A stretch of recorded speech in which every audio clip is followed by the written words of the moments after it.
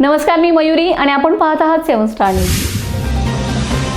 यशवंतराव मोहिते कृष्णा सहकारी साखर कारखान्याच्या निवडणुकीने आता चांगलाच राजकीय रंग धारण केला असून संपूर्ण परिसराचे लक्ष या प्रतिष्ठेच्या लढतीकडे लागले। सत्ताधारी जयवंतराव भोसले सहकार पॅनेल आणि विरोधी आबासाहेब मोहिते संस्थापक पॅनेल यांच्यात थेट सामना रंगणार असल्याने कारखाना परिसरातील वातावरण कमालीचं तापलंय। उमेदवारी अर्ज मागे घेण्याची प्रक्रिया पूर्ण झाल्यानंतर अंतिम चित्र स्पष्ट झाले असून आता दोन्ही गटांनी प्रचाराचा वेग वाढवलाय।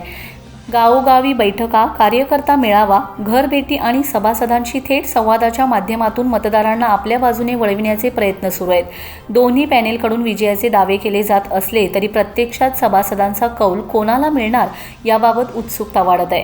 कारखान्याचा विकास, ऊस उत्पादक शेतकऱ्यांचे हित, FRP, आर्थिक नियोजन, रोजगार निर्मिती आणि आगामी विस्तार योजना हे मुद्दे प्रचाराच्या केंद्रस्थानी आलेत। त्याचबरोबर राजकीय नेत्यांच्या भेटीगाठी, रणनीती बैठका आणि पडद्यामागील हालचालींमुळे निवडणुकीची रंगत दिवसेंदिवस वाढत आहे।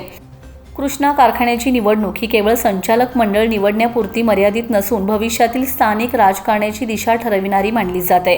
त्यामुळे या निवडणुकीतील प्रत्येक घडामोडींकडे सभासदांसह संपूर्ण जिल्ह्याचं लक्ष लागलंय।